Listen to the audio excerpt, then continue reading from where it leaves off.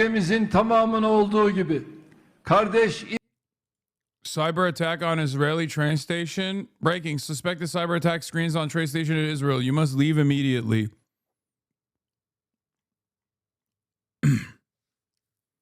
I don't know if this is real or not. It can be just to like terrify people. It could be AI. It could be just to scare people if it's real. Or it could be yeah, it could be like a psychological warfare to scare people if it's a real image.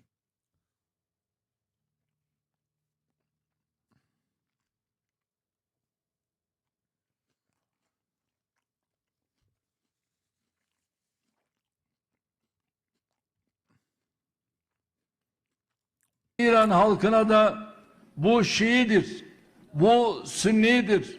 Oh, Erdogan, by the way, came out and I guess he's a big Professor Jiang defender and said we will unite the Shias and the Sunnis under the banner of Pax Islamica. If tomorrow he comes out and says Judaism invented Islam, if he comes out and says Jews invented Islam, then we know he's a real ball knower, okay? Because apparently that's something that Professor Jiang has said. Mr. Predictive History.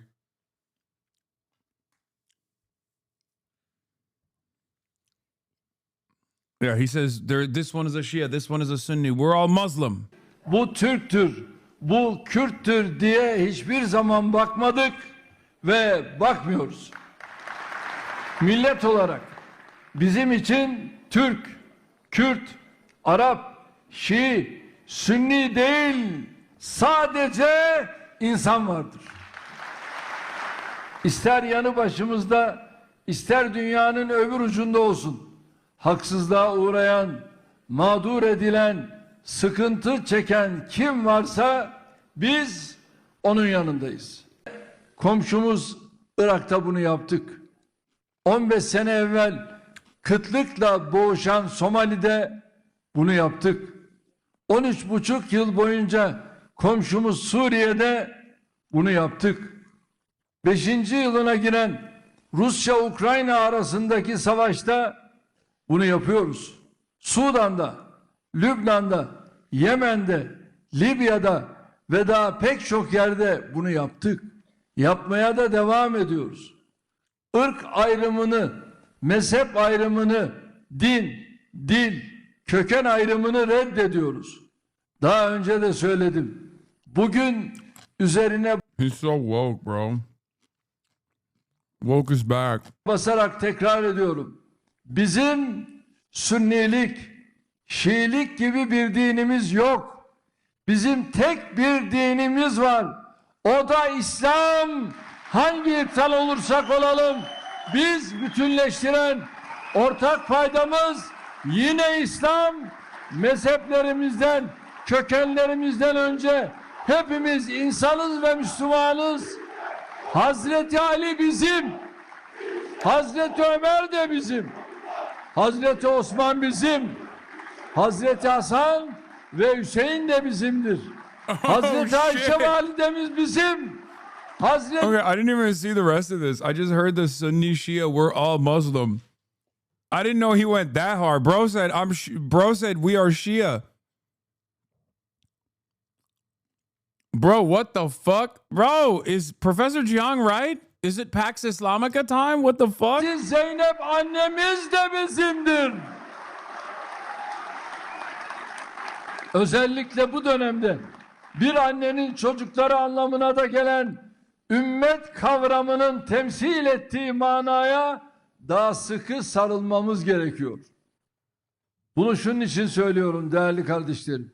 Son günlerde sosyal medyada mezhepçiliğin körüklendiğine, asırlık tartışmaların yeniden ısıtılmak istendiğine şahit oluyoruz.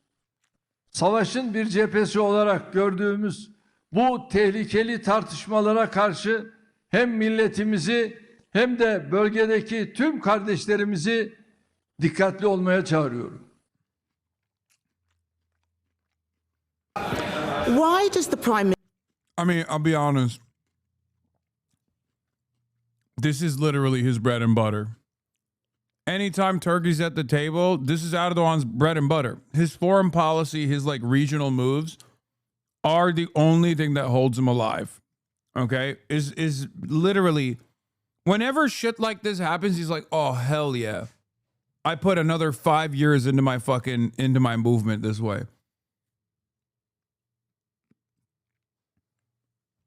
As much as I despise him, he has a very pragmatic approach to his foreign policy, which is incredibly violent and completely unacceptable, of course, when it comes to, you know, dominating Kurdish regions and whatnot. But from the perspective of like keeping Turkey above water, while also simultaneously dealing with both sides of every fucking conflict, this is what he's best at.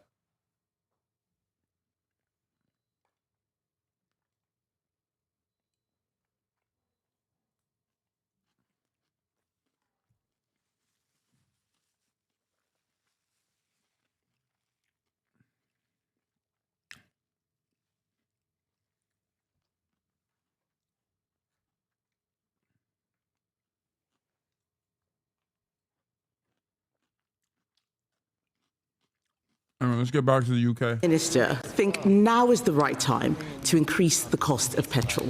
Prime Minister. What's his purpose? For the people who are asking what was his purpose of that previous speech, it's just anti-Israel. He's just trying to whip up a base of support.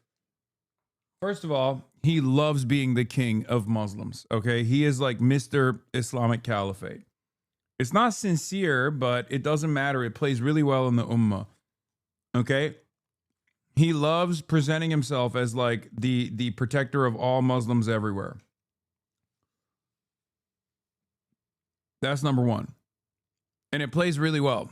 Like a lot of people think this guy is straight up like the Israel deleter, okay? He's not.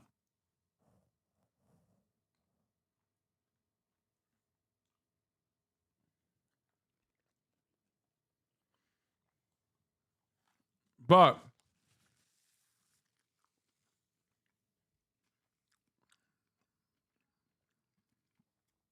that's one of the reasons why he's talking like this. The other reason why he's talking like this is because he too has the same exact ambitions that Saudi Arabia has here. They want a weaker Iran because Iran is a regional competitive power. But they don't want a destroyed Iran. They don't want a destroyed Iran for a couple of reasons. Because Iran, if destroyed, is going to cause a massive collapse of the entire region with 93 million people that are displaced, that can't live there any longer, a much bigger danger to other countries in the region, right?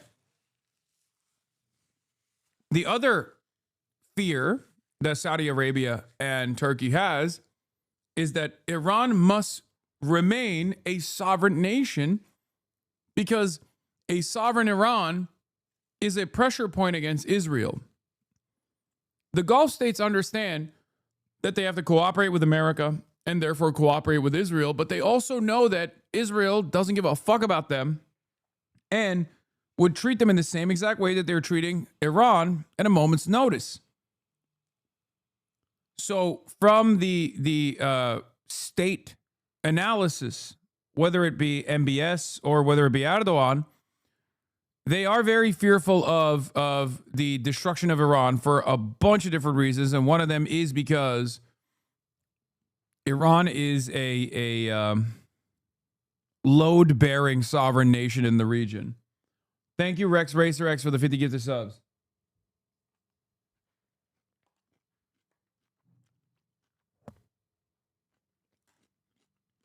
Mr. Speaker, we are not increasing the cost of petrol.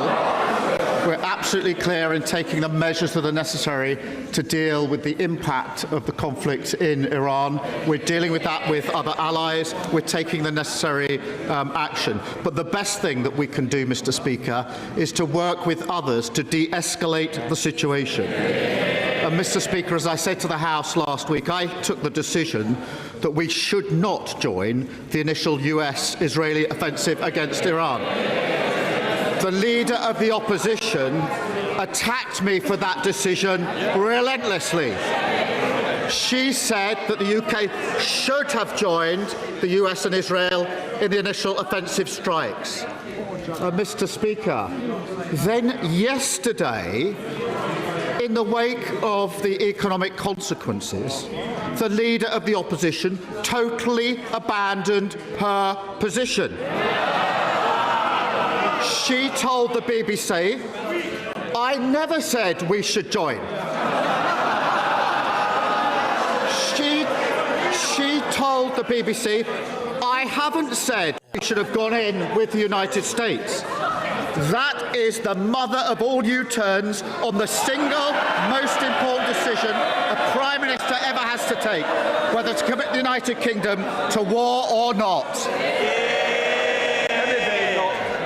Mr. Speaker, I think the mother of all U-turns is him saying that they're not increasing fuel duty. That is news to us because last week the Chancellor stood up and said the fuel duty was going to increase in September. Mr. Speaker, no apology to our pilots who are risking their lives. And I'm not going to take lectures from someone who says we should join the war and a week later says, "Can I change my mind? I got that wrong." It is deeply embarrassing. But she's not the only one. Mr. Speaker, last week she's not the only one, the leader of Reform. We should be part of this with the US and the Israelis. We have to get rid of the regime. We should do all we can to support the operation. I make that perfectly clear, he said. Until yesterday, screeching U-turn, we shouldn't get ourselves involved in another foreign war. Two parties packed with failed... I can't believe they made Kid Starver look good. I cannot believe they made... The Tories and Reform are such monsters and so pathetic and so deeply unserious that they literally made Kid Starver look like a competent statesman.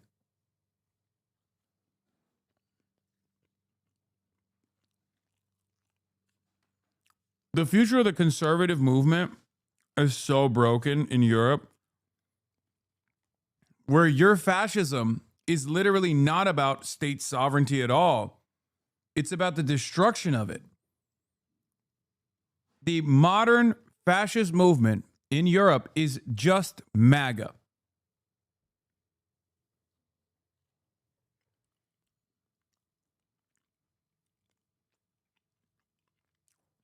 And it's so cucked to the mercy of a madman, an uncontrollable madman, who ironically is servile to Israel, but an uncontrollable madman nonetheless, that you end up coming across like a fucking baboon if you immediately lean into it. Tories led by leaders who are not fit to be Prime Minister. We begin with